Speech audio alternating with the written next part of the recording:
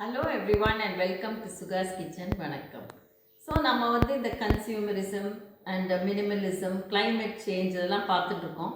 ஆனால் இதை பற்றி நிறைய பேசிய வேண்டியது தான். ஏன்னா இப்போ வந்து ஒரு சேச்சுரேஷன் பாயிண்ட் வந்தாச்சு. அண்டு நம்ம அதை பற்றி கொஞ்சம் ஆராய்ச்சி பண்ணி யோசிச்சுட்டே இருந்தால் தான் நம்ம வந்து இந்த இதை ரெக்டிஃபை பண்ண முடியும். இப்போ நம்ம லைஃப்லேயே யோசிச்சா நம்ம வந்து ஃபர்ஸ்ட் 3 திங்ஸ் இந்த மார்னிங், ஃபர்ஸ்ட் 3 hours இந்த மார்னிங் எல்லாமே சேஞ்ச் ஆயாச்சு. ஸோ முன்ன வந்து நாங்கள்லாம் சின்னவாளாக இருக்கிறத அண்ட் ரொம்ப வருஷம் இந்த பல் தேய்க்கிறதுக்கு வந்து உமிக்கறின்னு ஒன்று வச்சுருப்பா. ஸோ அது என்னன்னா உமியை நல்லா வறுத்து கறி மாதிரி ஆக்கி அதோடையே கல்லுப்பும் போட்டு பொடிச்சு வச்சுருப்பா. அதை வந்து ஒரு காமன் பிளேஸில் வச்சுருப்பா. அதாவது ஆளுக்கு ஒரு டப்பானெல்லாம் கிடையாது.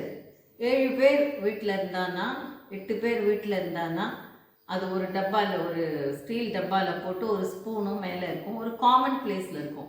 எல்லாம் அவாவா ஏந்திருந்து வந்தோடனே அந்த உமிக்கீரியை கையில் போட்டுட்டு அதில் கொஞ்சம் தண்ணியை குழைச்சி கையாலேயே தேய்ச்சி இது பண்ணிவிட்டு வருவோம். அப்புறம் வந்து அது மாறி போயிடுது. இப்போ வந்து பிளாஸ்டிக்கு மாறியாச்சு, பேஸ்ட்டாக. ஸோ அடுத்தது வந்து நீங்கள் குளிக்கிறது பார்த்தீங்கன்னா எப்போவுமே இந்த பயத்தம் மாவு ஒரு கல் வச்சுருப்பான் பாத்ரூமில். அந்த கல்லுக்கிட்ட ஒரு மஞ்சக்கிழங்கு இருக்கும். அந்த மஞ்சக்கிழங்கை நல்லா உரசி அவாவா கை காலெல்லாம் மூஞ்சிலெல்லாம் பூசிட்டு அந்த பயத்தம் மாவு எடுத்துகிட்டு போய் ஒரு டப்பாவில் இருக்கும், ஒரு ஷெல்ஃபில் பாத்ரூமில். அதை வச்சு தேய்ச்சி தான் குளிக்கணும். இதெல்லாமே காமனாக ஒரு டப்பாவில் இருக்கும். இப்படி தான் அந்த குளிக்கிற இதுவும் பொடியாக இருக்கும். இப்போ அதெல்லாம் மாறி போய் இப்போது பிளாஸ்டிக் இது வந்தாச்சு, பாடி வாஷ். அப்புறம் வந்து பார்த்தேன்னா இந்த பிந்தி, அதுக்கு வந்து என்ன பண்ணுவான்னா நல்லா அரிசியும் ஜவ்வரிசியும் நல்லா வறுத்து வறுத்து வறுத்து வறுத்து அது கருகி போய் அதை வந்து ஒரு கூழ் மாதிரி ஆகிடும். அதில் கொஞ்சம் தண்ணி விட்டு வச்சுவிட்டு ஒரு கொட்டாங்குச்சியில் தொங்கிட்டு இருக்கும் ஓரமாக. ஸோ அதில் வந்து டெய்லி கொஞ்சம் தண்ணி விட்டு வைப்பா, அது குழைக்க வரும், அதை தான் எடுத்துக்கணும். அண்ட் சில பேர் வந்து இந்த இது குங்குமமும் மெழுகும் இருக்கும், அது வந்து ரெண்டு சின்ன கிளாஸ் பாட்டிலில் விண்டோவில் வச்சுருப்பா. ஸோ சில பேர் அந்த மெழுகை இட்டுட்டு அந்த குங்குமம் எடுத்துப்பா. அந்த குங்குமம் இல்லை, இந்த தாழம்பு குங்குமம் மதுரையிலேருந்து வரும், அதை வாங்கி வச்சுட்டுருப்பா. ஸோ அந்த மாதிரி தான் அந்த இது வரும். இப்போ வந்து பிந்தி வந்துடுத்து ஒரு பிளாஸ்டிக். ஸோ 3வது பிளாஸ்டிக், ஃபியூ மினிட்ஸ்லேயே 3 பிளாஸ்டிக் வந்தாச்சு. அதுக்கப்புறம் வந்து தலைக்கு குளிக்கிறதுன்னா அந்த சண்டே சாதம் வடித்து அந்த கஞ்சி எடுத்து வச்சுருப்பா. அதுதான் கண்டிஷ்னர், தலைக்கு போட்டுக்கணும் சண்டே மாத்திரம். ஸோ பாக்கி நாள்லாம் என்னென்னா அந்த சீக்காக்காய் அதை வந்து நல்லா வெயிலில் காய வச்சு மிஷினில் கொடுத்து பொடிச்சு அது கூட தாலி பொடின்னு ஒன்று பச்சை கலரில் இருக்கும், அதையும் சேர்த்து கொடுப்பா. அதை தான் வச்சு தேய்ச்சிக்கணும் தலையில். இதெல்லாம் வந்து ஒரு டப்பாவில் போட்டு வச்சுருப்பா காமனாக. அண்ட் அந்த சீக்காக்காயெல்லாம் நேச்சுரல் ப்ராடக்ட், ஹெர்பல் ப்ராடக்ட். அது அப்படியே டெரஸில் வந்து காஞ்சி அதை பொடிச்சு வந்தோடனே எல்லோரும் தும்மா ஆரம்பிப்பா, பிகாஸ் அவ்வளோ நெடி ஏறும் அது. பட் அதெல்லாம் யாரும் கேர் பண்ண மாட்டா, அது பாட்டுக்கு டப்பாவில் இருக்கும், குளிப்போம். அந்த பாத்ரூம் முழுக்க ஒரே சீக்கா தண்ணியாக ஓடின்னு இருக்கும். அது அப்புறம் எல்லோரும் அவாவா குளிச்சுட்டு வரத்த நல்லா க்ளீன் பண்ணி விட்டுட்டு வந்துடுவோம். ஆனால் இப்போ அதுவும் வந்து மாறி போய் இப்போது ஷாம்பு வந்தாச்சு, அதுவும் பிளாஸ்டிக். அப்புறம் வந்து துணி துவைக்கிறதுக்கு இந்த சோப்நட் காய், ரீத்தா காயின்னு ஒன்று, அதை வந்து காய வச்சு அதை காய வச்சுட்டு ஒரு தட்டி தண்ணியில் போட்டால் ஒரே நுரையாக வரும். அதில் தான் இந்த பட்டுப்புடவை இதை துவைக்கிறதெல்லாம் சாஃப்டாக அந்த ஃபேப்ரிக் கண்டிஷ்னர் மாதிரி அந்த சோப் நட் காய் வந்து நல்லா ஒரு மாதிரி சாஃப்டாகிடும் துணியெல்லாம். அதுக்கப்புறம் ஒரு கட்டி சோப்பு இருக்கும், அதை வச்சு நல்லா அந்த கல்லில் வச்சு தேய்ச்சி அழுக்கு இருக்கிற இடம்லாம் வந்து தேய்ப்பா. அந்த கட்டி சோப்பும் வந்து ஒரு பேப்பரில் தான் ரேப் பண்ணியிருக்கோம். அண்ட் துவைக்கிற கல் வந்து வெறும் கல். ஸோ அதில் வச்சு தேய்ச்சான்னா துணி சீக்கிரம் கிழிஞ்சு போயிடும். பட் அது திருப்பி வாங்குற மாதிரி தான் இருக்கும். பட் இட்ஸ் ஓகே, அது வந்து நேச்சுரல் இது. இப்போ வந்து அதுக்கும் வந்து பிளாஸ்டிக் வந்தாச்சு. ஸோ இந்த மாதிரி எல்லா இதுலேயுமே பிளாஸ்டிக்காக மாறினது ஏன்னா இது ஒன்றுமே தடுக்க முடியல. ஏன்னா பீப்புள் வந்து ட்ராவல் பண்ண ஆரம்பிச்சுட்டா, ஒரு ஊருக்கு போகிறது வருது. அப்புறம் குழந்தைலாம் வந்து ஒரு 18 வயசுலேயே வெளியூருக்கு படிக்க போகிறா. அந்த மாதிரி இந்த பொடியெல்லாம் பேக் பண்ணி கொடுக்க முடியாது. நிறைய இமிக்ரேஷனில் கேள்வி கேட்பா. அவளுக்கு அங்கே போய் காமன் இது ஷேர்டு அக்காமடேஷனில் இருப்பா. இந்த மாதிரி பொடியெல்லாம் யூஸ் பண்ண முடியாது. முன்னேற்ற ஹாலிடேஸ் எல்லாம் எப்படின்னா தாத்தா பாட்டி வீடு தான். ஸோ தாத்தா பாட்டி வீட்டுக்கு போனோன்னா அங்கே பாட்டி வேறு பிடிச்சி வச்சுருப்பா, டப்பா டப்பாவா எல்லாம் எடுத்துன்னு போ, சீக்கிரம் எல்லாம் காய வச்சுருக்கேன், பிடிச்சி வச்சாச்சுன்னு. இதுதான் நமக்கு கிஃப்ட்டு. ஸோ தாத்தா பாட்டி பிடிச்சி வச்சது, நம்ம பிடிச்சி வச்சு வீட்டில் இந்த மாதிரி நேச்சுரல் ப்ராடக்ட்ஸ் தான் இருக்கும். ஸோ ஃபர்ஸ்ட் 3 ஹவர்ஸே வந்து ஒன்றுமே அன்நேச்சுரலாக பிளாஸ்டிக் பேஸ்டாக ஒன்றுமே இருக்காது, எல்லாமே இந்த நேச்சுரல் தான். பட் இந்த சேஞ்ச் வந்து இன்னெவிட்டபிள் பிகாஸ் இந்த ட்ராவல், குளோபல் இது எல்லாம் போயிட்டு படிக்க போயிட்டு வந்து எல்லாம் பண்ணதுனால அதெல்லாம் சேஞ்ச் ஆகிடுது. இது ஒன்றும் தவிர்க்க முடியாது. என்ன நம்ம தவிர்க்கலாம்ங்கிறது வந்து இதுக்கு மேலே அந்த எக்ஸஸாக வாங்குகிறோமே, அதாவது வேண்டாதுக்கு ஒரு இம்பல்ஸ் பையிங், யோசித்து வாங்காதுக்கு ஒரு கேஜெட் வாங்கியிருக்கோம், அது நல்லா தான் ரன் பண்ணுறது. இன்னொரு கேஜெட் இருக்குது, அதை போய் வாங்கலாமே இன்னொட்டு இந்த கேஜெட்டை ஒதுக்கி வச்சுட்டு இன்னொரு கேஜெட் வாங்குறது. இல்லைன்னா நிறைய புடவை இதெல்லாம் இருக்குது, பட் ரிப்பீட் பண்ணுறதா வேண்டாமே. அவள்லாம் என்ன சொல்லுவா, அவள்லாம் வாங்கியாச்சு நான் தான் வாங்கலைங்கிற மாதிரி ஒரு ஃபீலிங்கில் திருப்பி போய் வாங்குறது. அப்புறம் அதுவும் அக்யூமுலேட் ஆகும். இந்த மாதிரி கேஜெட்ஸு, புடவை, அட்டையர், புடவைன்னு இல்லை எனி அட்டையர். அதுக்கப்புறம் வந்து டெக்கர், ஹோம் டெக்கர். வீட்டுக்குள்ளே எப்போவுமே யாராவது வந்தால் அப்ரிஷியேட் பண்ணணும், அதை வந்து அட்மையர் பண்ணணும், இல்லைன்னா அப்படியே பார்த்துட்டு போயிட்டா நம்ம எதுவும் சரியாக வைக்கலைன்னு. இந்த மாதிரி ஃப்ளீட்டிங் சந்தோஷம் கொடுக்கறது வந்து ஜாஸ்தியாகிட்டே வருது தான் மெட்டீரியலிசம். ஸோ அதில் நம்ம வந்து மாட்டின்னு விட்டோம்னா மாட்டின்ண்டே போவோம். இது வாங்கி அடுத்தது வாங்கணும், அது ஓகே, அது ஃபெட்டப், இன்னொன்று வாங்கணும், அதுவும் அழுத்து போச்சு, இன்னொன்று வாங்கணும், அழுத்து போச்சு. ஒரு ரோலர் கோஸ்டர் ரைடு மாதிரி இப்படி போயிட்டே இருக்கும். கடைசியில் இவ்வளோ சாமான் சேர்ந்துக்கிட்டு நமக்கே அழுத்து போய் பிடிக்காதிக்காமல் அதில் பாதி கொண்டு போய் வெளியில் தூக்கி போடுவோம். வெளியில் தூக்கி போடுறது என்ன ஆகும், அது நான் தான் லாஸ்ட் எபிசோடில் சொன்னேன், லேண்ட்ஃபில்லில் போய் லேண்ட் ஆகும். அந்த லேண்ட்ஃபில்லேருந்து மீத்தேன், கார்பன் டை ஆக்சைடு, அப்புறம் அடியிலேருந்து லீச்சிங் வாட்டர் எல்லாம், அந்த சாயில் டிப்ளீஷன், இதுதான் எல்லாம் ஜாஸ்தி ஆகிட்டு இந்த கிளைமேட் சேஞ்ச்னு வருது. கிளைமேட் சேஞ்சுக்கும் எனக்கும் சம்மந்தமே இல்லையே. நான் இங்கே வந்து நான் பாட்டுக்கு ஒரு சிம்பிள் லைஃப் லீட் பண்ணுறேன். கிளைமேட் சேஞ்ச் எங்கேயோ நடக்கிறதுங்கிறது தவிர்க்க வேண்டும். பிகாஸ் கிளைமேட் சேஞ்சுங்கிறது ஆல் ஓவர் த வேர்ல்டு நடந்துட்டுருக்கு.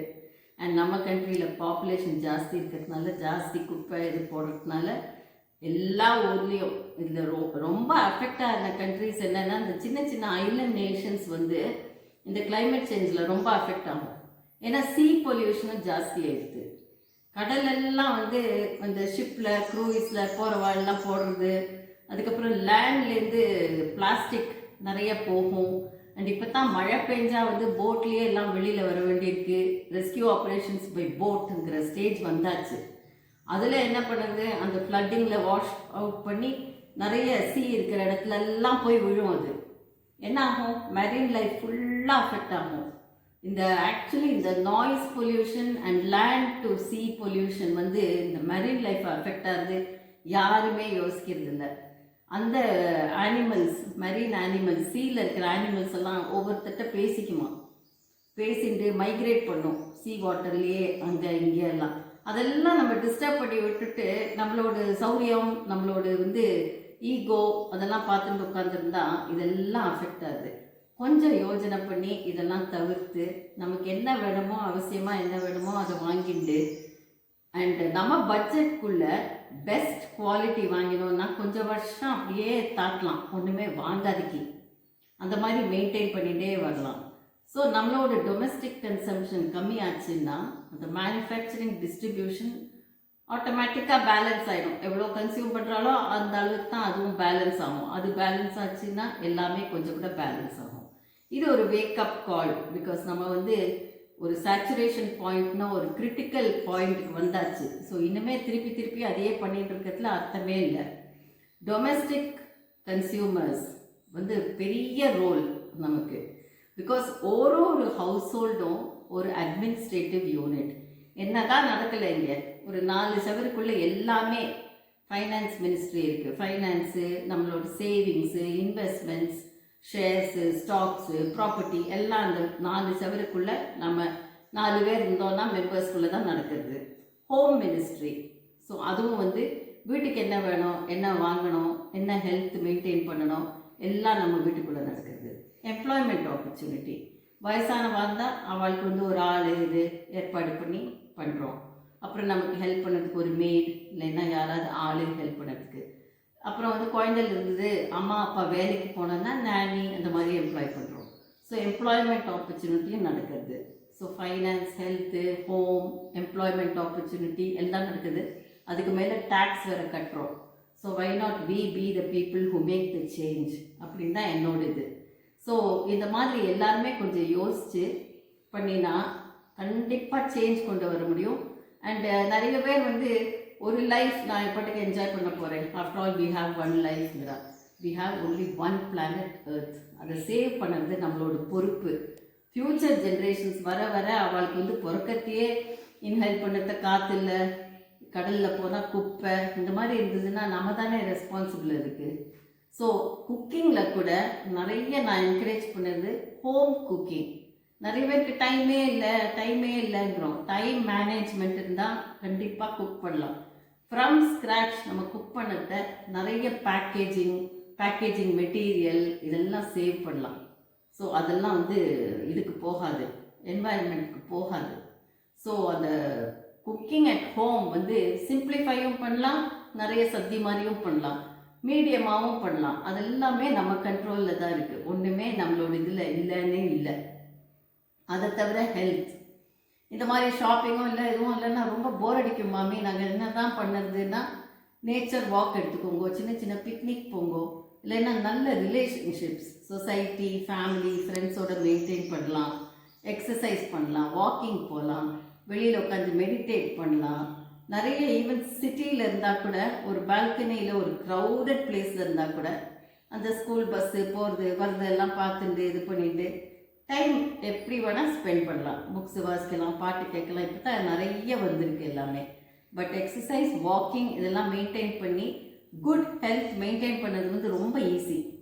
நம்ம ஹெல்த்து கெட்டு போயிடுத்துன்னா அப்புறம் தான் கஷ்டம் ஆரம்பிக்கும். Because frequent visits to the hospital, waiting, அப்புறம் அவளோட அட்மினிஸ்ட்ரேஷன், டிலேஸு, மருந்து, அந்த மருந்து வாங்கினா இங்கே தூக்கி போடுறது, இது மாதிரி நிறைய ப்ராப்ளம்ஸ் வரும். கூடிய மட்டும் நம்ம ஹெல்த்தை மெயின்டைன் பண்ணோன்னா நமக்கு வந்து இது எல்லாமே ஈஸியாக போகும். இப்போ வந்து ஒரு சிம்பிள் ரெசிபி. இது பிரேக்ஃபாஸ்ட்டுக்கும் சாப்பிட்லாம், ஈவினிங் ஸ்நாக்காகவும் சாப்பிட்லாம், நைட் டின்னருக்கும் சாப்பிட்லாம். ஆவியில் வச்சு வேக வச்சதுனால ரொம்ப ஹெல்த்தி ஐட்டம். அண்ட் இது வந்து எதால் பண்ணியிருக்குன்னா நொய் அரிசி, இல்லைன்னா வந்து இந்த மாதிரி புரோக்கன் ரைஸ்.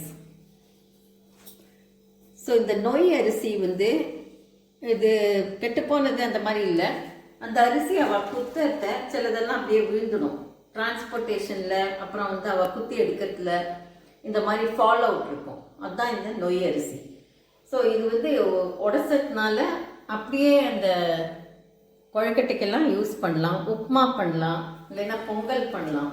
ஸோ எப்போவுமே நம்ம வந்து இந்த உப்புமா கொழுக்கட்டையெல்லாம் பண்ணத அரிசியை வந்து களைஞ்சி ஊற வச்சு நல்லா காஞ்ச அப்புறம் மிக்சியில் 1-2 உடைப்போம், இல்லைன்னா மிஷினில் கொடுத்து உடைச்சி ரெடியாக வச்சுப்போம். இது ஆல்ரெடி புரோக்கன் ரைஸ், நொய் அரிசி அப்படியே யூஸ் பண்ணலாம். ஸோ இது வந்து நான் இந்த கொழுக்கட்டைக்கு இந்த கிளாஸால் ஒரு கிளாஸ் எடுத்திருக்கேன். நல்லா அலசி இந்த மாதிரி ஜஸ்ட் இனஃப் தண்ணி வச்சு ஊற வைக்கணும். ஒரு 4 hours ஊறினா போகிறோம். அப்புறம் அது கூட்டத்தில் இந்த மாதிரி 2 டேபிள் ஸ்பூன் துவரம் பருப்பு, 2 டேபிள் ஸ்பூன் உளுத்தம் பருப்பு. ஸோ இது வந்து ஃபஸ்ட்டு இதையும் நல்லா அலசி இந்த மாதிரி சேர்த்தி ஊற போடலாம். துவரம் பருப்பையும் உளுத்தம் பருப்பையும் சேர்த்தி ஊற போட்டு இந்த நொய் அரிசியை அரிசி குருணை இதை வந்து தனியாக ஊற போடலாம். ஒரு 4 hours ஊறின அப்புறம் அதோட இந்த சின்ன மிக்சியில் இதை மாத்திரம் நல்லா தண்ணியை வடிச்சுட்டு ஒரு ரஃப் டெக்ஸ்டராக அரைக்கணும். ஸோ இந்த தண்ணியை வடித்து இதில் விட்டுக்கோங்க. இதை வந்து பாயில் பண்ணுறதுக்கு எடுத்துக்கலாம், வேஸ்ட் பண்ண வேண்டாம் தண்ணியை. அண்ட் அது கூட்டத்தில் அரைக்கிறதுக்கு 3 மிளகா வத்தல், 2 பச்சை மிளகா, ஒரு துண்டு இஞ்சி, பெருங்காயம், உப்பு. ஸோ இதை வச்சு சேர்த்து இதை அரைச்ச அப்புறம் காட்டுறேன். ஸோ இந்த உளுந்தும் துவரம் பருப்பும் ரஃப்பாக இந்த மாதிரி அரைச்சிருக்கேன். மிளகா வத்தல், பெருங்காயம், உப்பு சேர்த்து 2 பச்சை மிளகாயும் வச்சு இப்படி ரஃப்பாக இருக்கணும். இப்போ வந்து இதில் 1 ஸ்பூன் நல்லெண்ணெய் விட்டுக்கலாம். அண்ட் ஜஸ்ட் கொஞ்சம் கடுகு. இதில் வந்து தாளிக்கிறதுக்கு நான் வெறும் கொஞ்சம் உளுத்தம்பருப்பும் கருவேப்பிலையும் தான் போடுறேன். மிளகா வத்தல்லாம் போடலை, பிகாஸ் ஆல்ரெடி இதில் போட்டாச்சு. ரொம்ப காரமாயிடுச்சுன்னா சரியாக இருக்காது. ஸோ கடுகு வெடித்ததும் இந்த உளுத்தம்பருப்பையும் போட்டு கருவேப்பிலையும் போடலாம். இதுக்கு தண்ணி வந்து இந்த தண்ணியை வடித்து தான் நான் அந்த தலைக்கிறதுக்கும் வச்சுருக்கேன். ஸோ இதுக்கு தண்ணி வந்து 1:4 வச்சா கரெக்டாக இருக்கும்.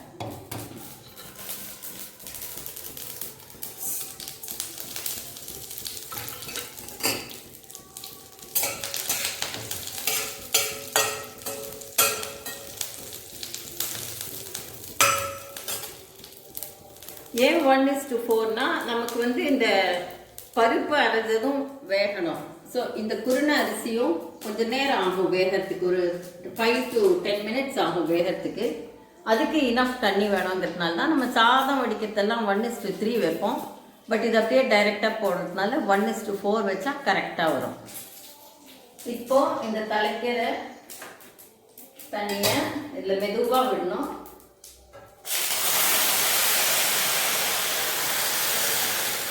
இதெல்லாம் பார்த்து கொஞ்சம் பண்ணணும், பிகாஸ் கடாய் சூடாக இருக்குது. ஸோ அப்படியே தண்ணியும் சூடாக இருக்குது. ஸோ அது தலைக்கட்டும்.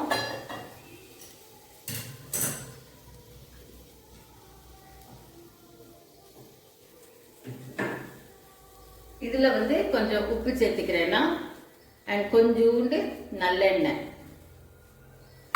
விட்டு அது நல்லா கொதித்த உடனே ஃபஸ்ட்டு இந்த பருப்பை போட்டுவிட்டு அதுக்கப்புறம் அந்த நொய்யரிசியை போட்டால் கரெக்டாக இருக்கும். மூடி வச்சா ஒரு 5 to 10 minutes அது வெந்துடுத்துன்னா தொட்டு பார்த்தா சாஃப்டாக இருந்ததுன்னா போதும்.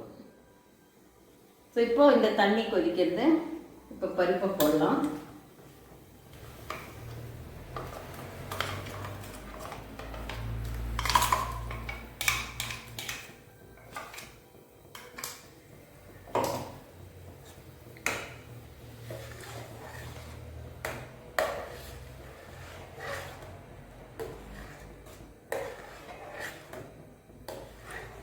இது கட்டியெல்லாம் பிடிக்காது, பிகாஸ் நம்ம கொஞ்சம் மாய்ஸ்டாக இருக்கிறதுனால ஒன்றுமே ஆகாது.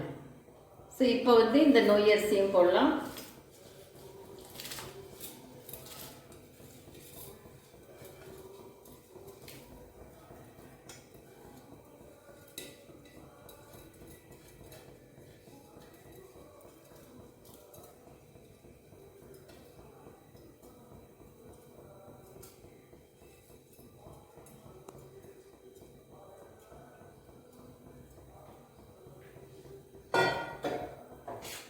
ஸோ இப்போ இது நல்லா கொதித்து நல்லா வேகணும்.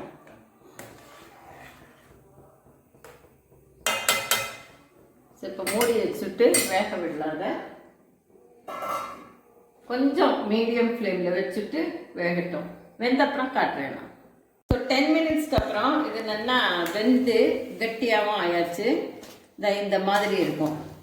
10 நிமிஷம் ஆச்சு கொதிக்கிறதுக்கு. ஸோ அதில் வந்து நான் 1:4ன்னு, பட் கொஞ்சம் ஜாஸ்தி தண்ணி வேண்டியது நடுவில் நான் ஆட் பண்ணேன் half a tumbler. ஸோ 1:4.5 இதுக்கு கரெக்டாக இருந்தது. இப்போ இது மாதிரி சேர்ந்துட்டு வந்தாச்சுன்னா ஆயாச்சுன்னு அர்த்தம். இப்போ அடுப்பை ஆஃப் பண்ணிவிட்டு கடாயை இறக்கி வச்சு இந்த தேங்காய் துருவினது வச்சுருக்கேன், அதை ஆட் பண்ணலாம்.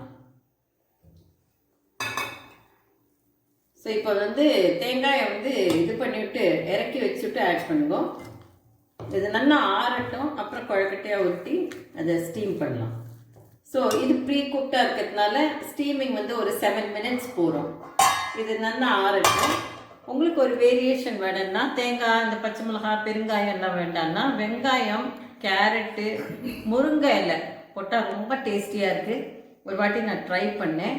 அதை போட்டு நல்லா வதக்கி விட்டு தேங்காய்க்கு பதிலாக அதை போட்டு நல்லா மிக்ஸ் பண்ணி கொழுக்கட்டை பண்ணால் ரொம்ப நல்லா இருக்குது. முருங்கை இலை, கேரட்டு, வெங்காயம், கொஞ்சம் வேணும்னா பூண்டு சேர்த்துக்கலாம். பட் ஸ்டீமிங்க்கு பூண்டு சேர்த்தா அவ்வளோ சரியாகாது. ஸோ இந்த மாதிரியும் பண்ணலாம், இந்த வேரியேஷன்லேயும் பண்ணலாம். இது ஆறினப்புறம் நான் காட்டுறேன். ஸோ தேங்காய் போட்டுட்டு ஆறினப்புறம் கட்டி ஆகிடுது. இது மாதிரி இதை வந்து இந்த மாதிரி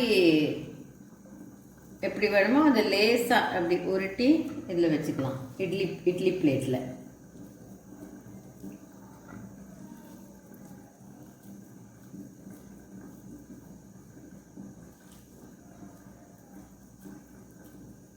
இப்படி வச்சுட்டு இட்லியை நம்ம ஸ்டீம் பண்ணுற மாதிரியே பண்ணலாம். பட் இதுக்கு வந்து ஒரு 7 மினிட்ஸ் போகிறோம். இப்போ 7 மினிட்ஸ்க்கு அப்புறம் இதை ஆஃப் பண்ணிவிட்டு எடுக்கிறேன்னா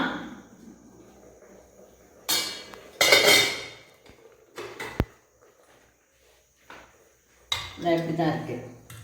ஸோ இது ஸ்டீம் ஆயாச்சு 7 மினிட்ஸில். இன்னொரு எடு வச்சா கரெக்டாக இருக்கும். இந்த மாதிரி ஸ்டீம்டு ஃபுட் வந்து ரொம்ப நல்லது பிரேக்ஃபாஸ்ட்டுக்கு, டின்னருக்கு, ஈவினிங் ஸ்நாக்குக்கு எல்லாமே. அண்ட் இதில் நிறைய வேரியேஷன்ஸ் நீங்களே க்ரியேட்டிவாக பண்ணிக்கலாம். இது ஆறுனப்புறம் எப்படி இருக்குன்னு பார்க்கலாம். ஸோ நம்ம குருணை அரிசி குழக்கட்டை ரெடி. அண்ட் நல்ல இந்த மாதிரி குளிர்காலத்தில் ஸ்டீமியாக ஹாட்டாக இந்த மாதிரி சாப்பிட்றது ரொம்ப நல்லாயிருக்கும். தொட்டுக்கிறதுக்கு சாம்பார், வெண்டைக்காய் சாம்பார், தயிர், வீட்டில் பண்ண ஊறுகாய், வீட்டில் பிடிச்ச இட்லி பொடி, அண்ட் ஒரு டெசர்ட் மாதிரி பழம். இந்த நேந்திர பழம் வந்து வெல்லம் போட்டு நெய் போட்டு வதக்கினது நான் போன எபிசோடில் காட்டியிருந்தேன். ஸோ இதுதான் நைட் டின்னர். நல்லா சாஃப்டாக சூடாக இருக்குது, நல்லா சாஃப்டாக நல்லா இருக்குது, ரொம்ப டேஸ்டியாக ரொம்ப ஹெல்த்தியாக இருக்கும். இன்னும் ஒரு இடம் ரெடியாகிட்டு இருக்கு. ஸோ இந்த எபிசோட் பிடிச்சிருந்தா சப்ஸ்கிரைப் பண்ணுங்க, ஷேர் பண்ணுங்க, கமெண்ட் பண்ணுங்க, லைக் பண்ணுங்க. இதில் ஏதாவது வேரியேஷன் உங்களுக்கு தோணித்தேன்னா அதையும் வந்து கமெண்ட் பாக்ஸில் எழுதிக்கோ. தேங்க்யூ.